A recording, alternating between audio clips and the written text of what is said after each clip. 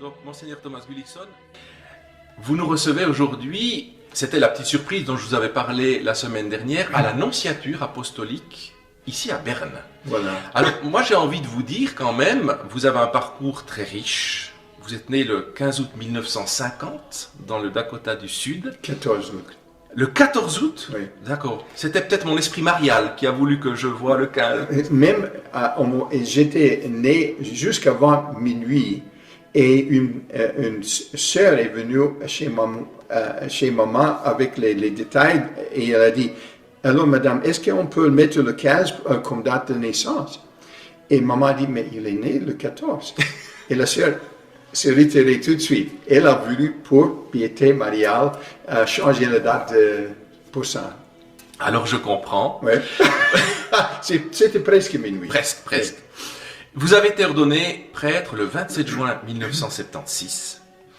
Vous avez fait un doctorat en droit canonique. Mm-hmm. Et puis vous êtes entré dans le service diplomatique du Saint-Siège dès 1985. Mm-hmm. Donc on peut dire une très longue expérience dans la diplomatie vaticane. Et j'étais aussi impressionné de voir toutes les nonciatures que vous avez occupées. Mm. En Trinité et Tobago, en Ukraine, au Rwanda, en Autriche, en Tchécoslovaquie, à Jérusalem et en Allemagne. Et depuis 2015, plus précisément le 5 septembre, vous avez été nommé nonce apostolique par le pape François, ici à Berne. Une carrière que je trouve riche, intimidante. Je dois vous dire, je suis intimidé aujourd'hui de me retrouver depuis la nonciature apostolique. Je vous dirais même, pour moi, vous êtes le numéro 1 qui est sur la liste comme représentant du pape pour l'Église catholique suisse, pour un pays. Donc aujourd'hui, c'est vraiment pour moi un entretien exceptionnel à avoir avec vous. J'ai bien sûr regardé déjà de vos homélies, de vos conférences, et je les trouve véritablement percutantes, prophétiques. Et c'est pour ça qu'aujourd'hui, j'ai quelques questions que vous avez accepté d'accueillir, auxquelles vous avez accepté de répondre. Elles ne sont pas toutes de moi. Il y a des personnes qui m'ont confié ces questions-là. Et je vous demanderai véritablement de répondre tout simplement avec celui que vous êtes et avec l'expérience que vous avez. J'imagine qu'elles ne vous mettront en aucune difficulté. La première de ces questions, je vous demanderai quelle est la mission d'un nonce apostolique pour un pays et comment décririez-vous en quelques mots votre vision de l'Église suisse? Ok. Avant de venir ici, j'ai eu une audience avec le pape François. Et ça, c'est presque normal, c'est-à-dire une occasion pour le Saint-Père de me connaître, parce que jusqu'à ce moment-là, je ne sais pas si j'avais, oui, peut-être d'Ukraine, j'avais eu une occasion pour lui rencontrer. Mais j'étais là, nous deux seuls, et j'ai dit, écoute Saint-Père, c'est-à-dire, le nonce est une figure collégiale. Il a regardé comme ça. Et j'ai dit, ça signifie que je suis envoyé par vous à l'église en Suisse. Et si vous acceptez, et si les évêques en Suisse acceptent, je peux être pape pour la Suisse.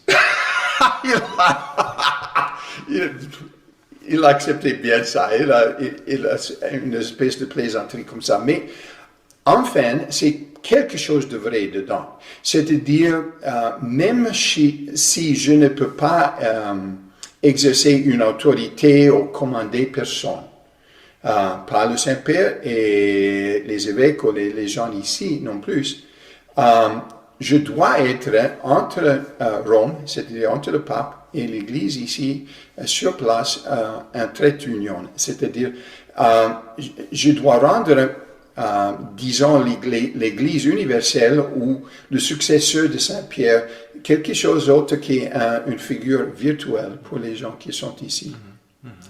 On regarde de la vision de l'Église ici en Suisse. Moi, je crois que je me trouve à mon aise ici, c'est-à-dire que les drames que j'ai connus dans la vie des prêtres, mais surtout dans la vie des laïcs, des fidèles ici, sont les mêmes drames qui sont les drames de l'Église de notre temps partout, un petit peu en Occident. Et il y aura les petites différences, etc. Mais j'aime dire que je me trouve à mon aise ici. Et ça, pour la plupart des Suisses, c'est une chose qui n'est pas possible. C'est-à-dire qu'il y a très peu de Suisses qui sont convaincus qu'ils sont comme tous les autres. Mais c'est comme ça. Je me trouve vraiment à mon aise. Et je comprends fort bien les drames dans la vie des chrétiens ici. Très bien. Deuxième question. OK. Un jeune qui se poserait la question d'une vocation en Église, par exemple comme un futur prêtre, et qui se découragerait en raison de l'état d'esprit actuel dans la société, et même fort malheureusement dans l'Église, qui vise trop souvent à dénigrer ou à marginaliser, à stigmatiser le rôle du prêtre, vous lui répondriez quoi? Que les souffrances des prêtres sont pratiquement les souffrances de l'Église de Jésus-Christ. C'est-à-dire que le refus de la vocation sacerdotale comme expression de l'importance de l'Évangile pour nous dans la vie d'aujourd'hui, c'est enfin un refus de Jésus lui-même et de son Église. Je crois que la vie sacerdotale, le rôle de prêtre dans l'Église, on ne peut pas nier ça sans nier la nature même de l'Église. C'est-à-dire que on a dit, disons, dans l'histoire que les martyrs, le sang des martyrs, c'est la sémence, disons, de l'Église. C'est-à-dire que c'est grâce aux martyrs que l'Église a pris vie. Entre les Byzantines, disons, byzantins, je me souviens quand on a dédié un hôtel, par exemple, en Ukraine, auprès des Grecs catholiques. Les reliques qu'on a mis toujours dans l'hôtel étaient les reliques des martyrs. C'est-à-dire que la base de nos célébrations de l'Eucharistie, la base de notre vie comme catholique, comme chrétien, c'est le témoignage jusqu'au sang des gens qui nous ont précédés dans la foi. Et les sacrifices de prêtres sont les sacrifices salvifiques, disons pas seulement pour la communauté où il se trouve, mais pour l'Église comme telle qu'elle.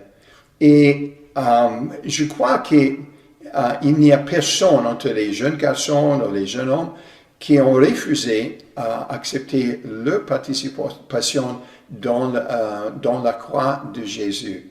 Et s'ils ne sont pas prêts à accepter, disons, à être crucifiés à côté de leur Seigneur, ils n'ont pas compris le sens du sacerdoce. Merci, c'est clair. Une troisième question. Je ne sais pas si vous avez connu l'archevêque Monseigneur André XXIII, qui est l'ancien archevêque de Paris. Non, personnellement pas. Il disait dans une de ses prédications, à laquelle j'ai assisté et j'étais présent, que trop souvent nous nous attachons à divertir dans nos catéchèses et nos célébrations, alors que nous devrions essayer de convertir. Est-ce que cette parole vous parle? Est-ce qu'on entend parfois par des personnes, notamment laïques engagées professionnellement en Église, qu'il faut être créatif dans nos célébrations, parfois même qu'il faut remplacer des textes bibliques par d'autres textes, ou adapter des rubriques, ou les supprimer parfois, pour mettre l'accent sur une autre activité. Qu'en pensez-vous? Dirais-je que le problème, ce n'est pas, disons, les théories modernes de la pédagogie comme telle. Le problème, c'est, disons, pour être un petit peu, pour simplifier un petit peu, l'organisation de la vie ecclésiale. Ça signifie que la Sainte Messe de dimanche n'est pas un exercice pédagogique. Et c'est à partir de ça que nous avons tous nos problèmes. C'est-à-dire que quand on pense, disons, à la tradition de comme ils étaient les choses catholiques dans le temps, si on parle des petits villages, si on parle d'Amérique latine, ou de la France, ou ici de Suisse, on a toujours vécu les choses folkloriques à côté de la messe dominicale. Aujourd'hui, nous cherchons, malheureusement, depuis des dizaines d'années, à concentrer toute l'expérience d'une vie beaucoup plus riche dans 1 heure de dimanche.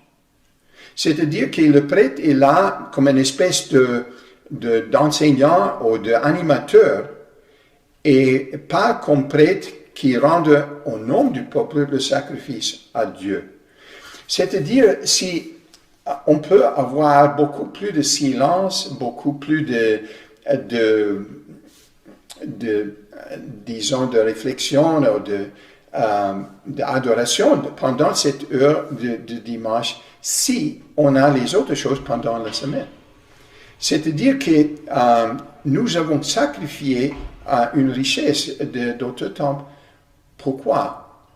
Je crois que les théories qui ont suivi les décisions du concile, ce n'est pas le concile même, mais ils étaient les théories. C'est une espèce de capitulation devant la pression ou la force du monde comme il était à ce moment-là. On voit encore en Europe les personnes qui luttent pour libérer le dimanche de travail, etc. Mais pas, disons, suffisamment pour laisser de place le dimanche pour la prière, pour se reposer et toutes ces choses-là. Et pour ça, je dirais que le problème, ce n'est pas tout à fait... Le problème, c'est que nous avons pratiquement sacrifié la richesse d'une vie catholique d'autrefois en nous laissant avec très peu de temps. Il y a les personnes qui utilisent l'expression en anglais Sunday School, comme la messe dominicale était tout simplement une espèce d'école. Désolé, mais ce n'est pas catholique. Merci, la réponse là aussi est claire. J'ai une citation à vous exposer. Peut-être que vous allez retrouver la personne qui a cité ça. Le prestige ou la considération humaine ne font pas partie du vocabulaire d'un vrai catholique. Seul notre attachement tenace à Jésus crucifié peut nous sauver. En tout cas, sans penser beaucoup à qui l'a dit, je viens à penser tout de suite à Saint Jean-Marie Vianney. Quand il est venu, il était nommé le curé d'Ars de ce petit pays, disons, tout à fait oublié pour tout le reste du monde. Il se trouvait avant tous les petits et grands péchés du campagne de ce place-là. Et il avait un certain succès à convertir les gens là-bas à cause pas seulement de ses mots, de ses capacités ou facilités à prêcher ou à parler, mais à cause de sa vie de grands sacrifices et de pénitence. Et à cause de ça, de son grand amour à l'image de Jésus-Christ, qui a donné sa vie pour nous. Il a donné sa vie pour la paroisse et en échange, il a reçu pas mal de pénitents de tous les côtés qui sont venus à pied jusqu'à Ars pour se confesser et pour se convertir en ce sens-là. Je crois que c'est là nous tous, nous devons trouver, disons, la raison de vie, de notre raison d'être, disons, en cherchant en imitation de Jésus à conduire les gens à voir la face de Dieu qui est amour, qui nous aime. Alors vous l'avez attribué à Saint Jean-Marie Vianney, le Saint curé d'Ars. Cette parole-là et cette phrase-là, elle vient d'un autre saint en devenir. C'était vous-même qui avez dit cette parole-là en la cathédrale de Sion l'année dernière, lors de la 3e semaine du temps de Carême. Et vous avez employé cette très belle formulation. Et c'est pour ça qu'aujourd'hui, j'ai voulu vous la redonner. Ouais. Donc j'imagine que vous êtes sans doute inspiré de Saint Jean-Marie Vianney pour reprendre ça. N'est-ce pas? Voilà. Alors, dans cette perspective-là, dans le fond, de chercher un petit peu quel est le sens de son engagement en Église, il y avait également une citation, et je vous reprends dans l'interview de 4.ch du 23 mai 2019, où vous disiez, je cite, « Des personnes qui sont formées ne militent pas pour faire respecter la règle de la messe du dimanche. On cherche à éliminer la messe.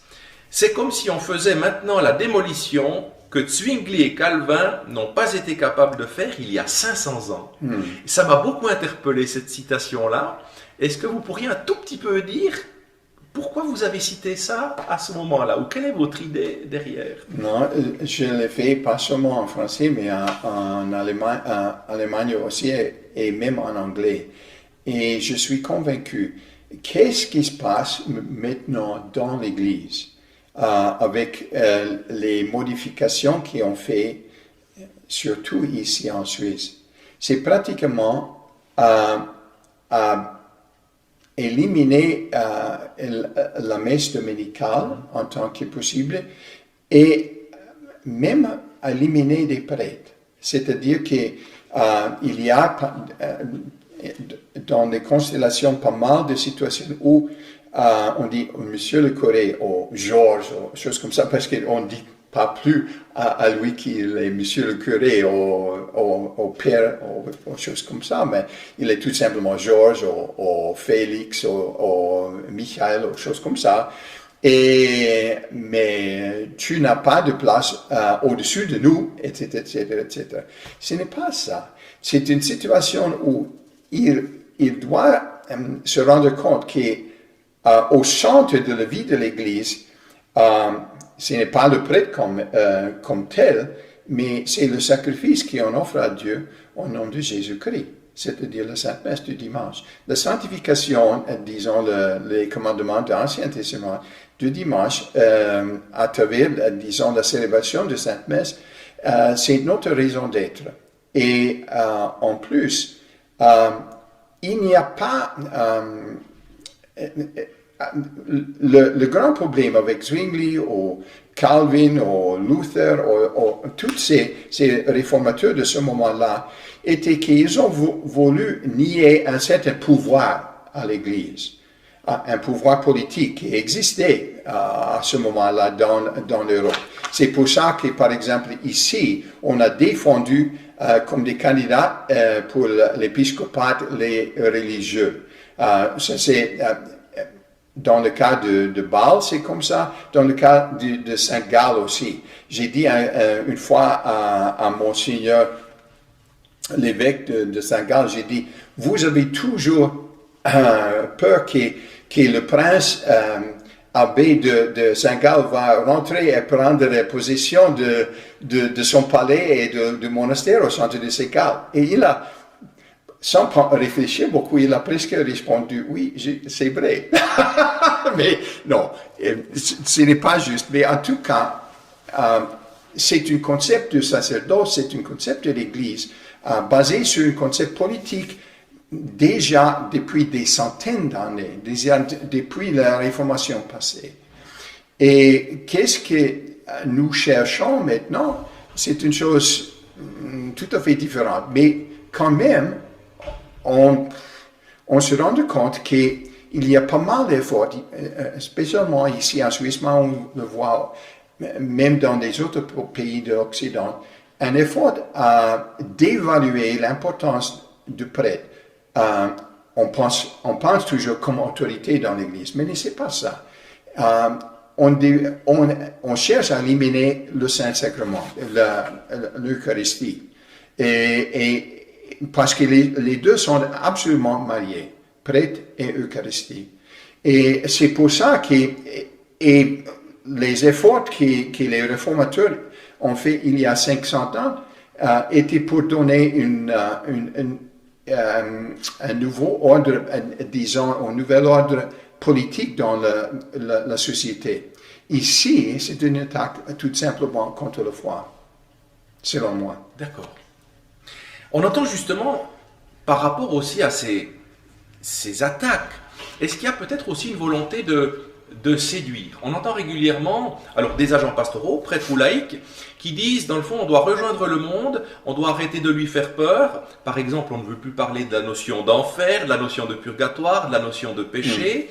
Est-ce que là aussi, c'est une notion de simplification, de banalisation, ou simplement, je dirais, de manquement grave à une mission d'apostolat?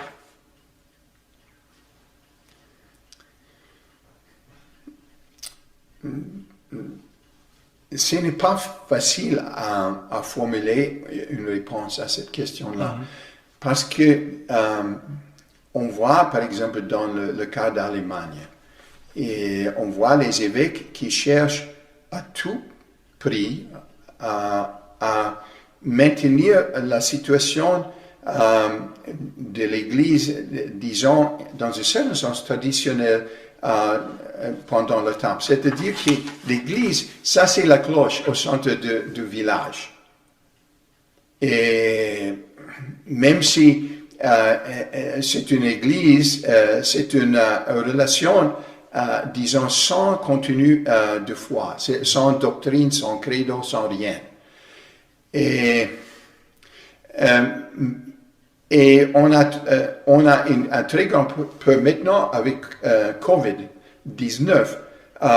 On est un petit peu en panique en Allemagne parce qu'il semble-t-il que le système de l'impôt ecclésiastique est complètement en crise.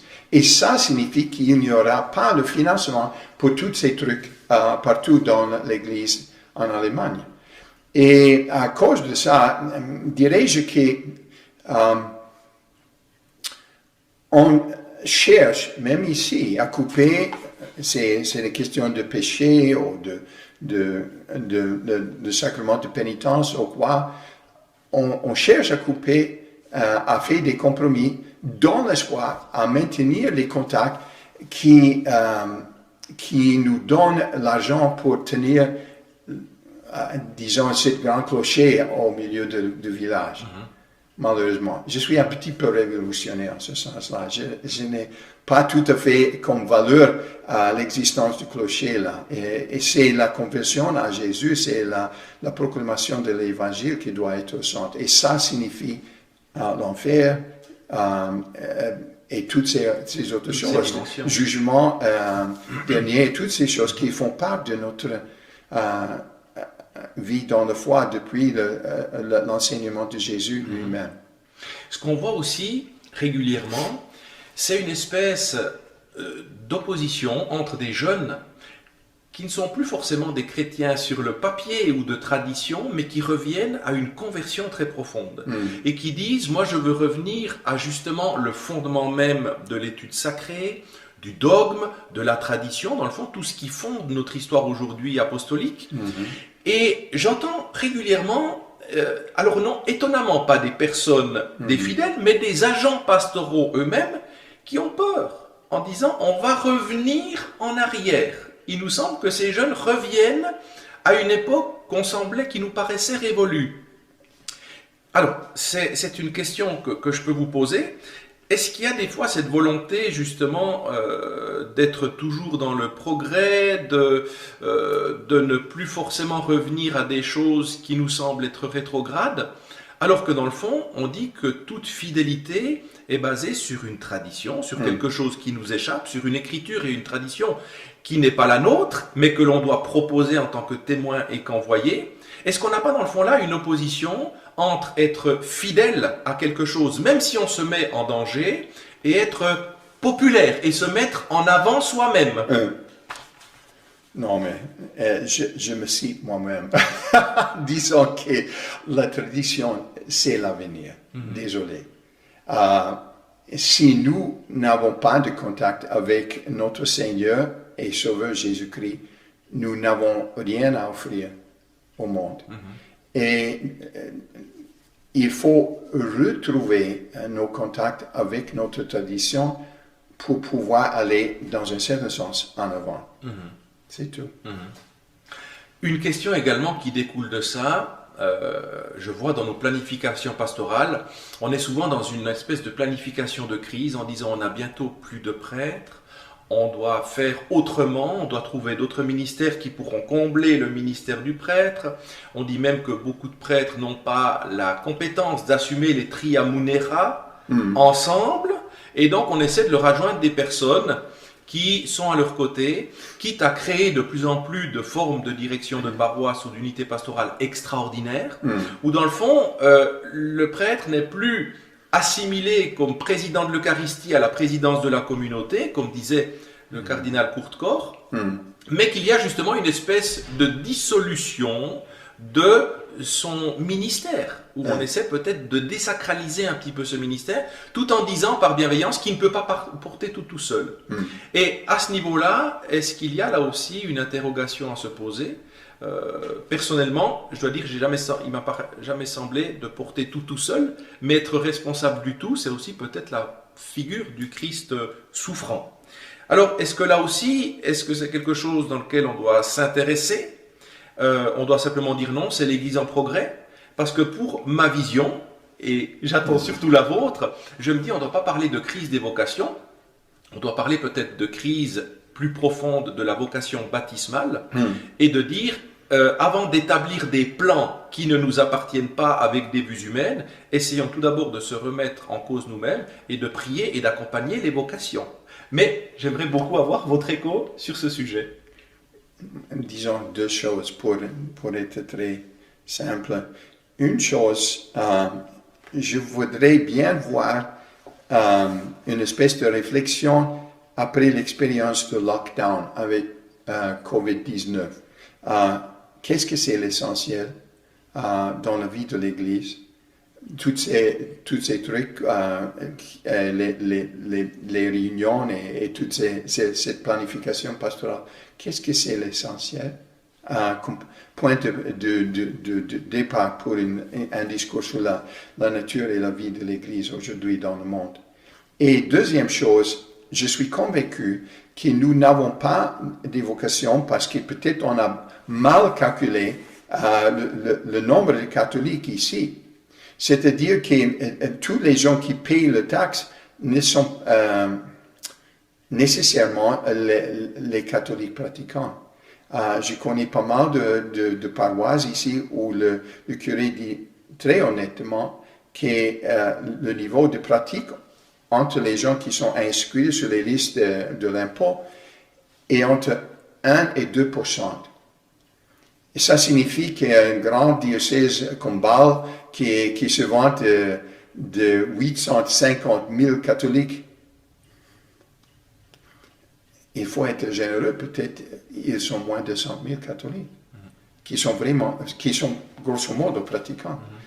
On n'a pas parfois beaucoup besoin de tellement de grand nombre de prêtres. De l'autre côté, comme j'ai dit à une personne il y a presque 5 ans, c'était au commencement de mon temps ici, c'est dommage que nous n'avons pas de vocation. Et j'ai dit, c'est pourquoi vous ne voulez pas les vocations. Il faut tout simplement trouver des jeunes garçons entre 10 et 15 ans qui vont régulièrement à la messe et demander à eux, est-ce que ces gens ici dans le paroisse, est-ce qu'ils voudraient avoir des prêtres? Et tous ces garçons vont répondre non. Ils ne sont pas intéressés, ils n'ont pas envie, disons, le désir, ou choses comme ça, d'avoir des prêtres. C'est le manque de foi, même dans la communauté, qui empêche le mot de Dieu qui appelle dès le sein de maman ces vocations. ce n'est pas le Seigneur qui n'appelle plus, c'est les gens qui empêchent ces vocations. Pas nécessairement maman et papa dans la famille, mais les autres. Voilà, est-ce qu'on veut des prêtres, peut-être à la famille à côté, chez nous, on préfère que l'enfant fasse autre chose, peut-être? Ça, c'était toujours une histoire. Même dans le passé, il y avait toujours les papas, surtout, qui ont refusé les vocations de leurs filles comme sœurs dans l'église. Mais on a trouvé toujours dans la communauté qui a soutenu un petit peu la manière pour faire une espèce de dialogue entre maman et papa et à trouver, disons, la liberté pour laisser ou pour convaincre les maman et papa que non, ça va pas, même s'il n'y aura pas des petits enfants ou choses comme ça pour continuer le nom de la famille. C'est ça. Oui, on voit toute cette notion de foi, d'espérance, de don de soi. Finalement, après votre très riche parcours avec la diplomatie du Saint-Siège, Oui. quelles sont les valeurs et une expérience que vous pourriez nous laisser aujourd'hui comme signe d'espérance? Même si c'est quelque chose de très bref, qu'est-ce que vous nous laissez aujourd'hui comme signe d'espérance? Non, j'ai toujours l'espoir parce que je vois, surtout ici en Suisse, parce que je connais l'église clandestine suisse, qui sont les laïcs surtout, mais les prêtres aussi, mais surtout les laïcs qui refusent d'accepter cette situation où ils n'ont pas plus la possibilité d'aller à la messe ou se confesser. Quand j'y vais, pas souvent maintenant, mais avant, j'étais souvent à Einsiedeln pour les pèlerinages. Et en ayant de Wädenswil en bas jusqu'en haut avec le train, j'ai trouvé toujours les personnes dedans qui n'étaient pas, disons, venus pour le pèlerinage. Ils étaient tout simplement comme fidèles, venus parce qu'ils savaient qu'à Einsiedeln, on trouve à une certaine heure la Sainte Messe, et peut-être aussi dans la chapelle de Saint-Sacrement, c'était la possibilité de se confesser avant, chez les moines. Et il y a des personnes qui sont tellement convaincues et qui connaissent encore, et même les jeunes aussi, qui sont... je connais un groupe de jeunes femmes ici à Berne qui ont commencé avec l'adoration perpétuelle pendant la semaine. Ils sont des universitaires surtout. Et ils invitent les prêtres à célébrer la messe à 7h moins quart le matin pendant la semaine. Et après précéder sur une heure d'adoration dans la crypte de Dreifaltigkeit, de Sainte-Trinité ici. Et sont ces jeunes femmes qui ont organisé tout. Et les prêtres correspondent et font leurs choses. Et le curé de Dreifaltigkeit, il est permis et il cherche à conseiller, à encourager un petit peu ces gens-là. Et peut-être un jour, on aura une chose comme chez les Cordeliers à Fribourg ou dans la ville de Sion, où il y a des années qui ont fait l'adoration perpétuelle avec tous les fruits qu'il a pour la vie de l'Église ici en Suisse. Non? Absolument. Formidable. Monseigneur Gullikson, un très grand merci pour vous en prie. votre accueil, pour votre transparence, pour votre clairvoyance. Je crois qu'aujourd'hui, en ce lundi de Pentecôte, l'Esprit Saint continue de souffler très fort, en tout cas ici, à l'Annonciature à Berne. Je vous souhaite beaucoup de joie encore dans votre ministère, dans votre futur ministère, parce qu'il y aura encore des changements, sans doute pour vous. Et puis, je vous accueille dimanche prochain, si vous le voulez bien, pour notre prochaine vidéo. Merci beaucoup. Au revoir. Merci.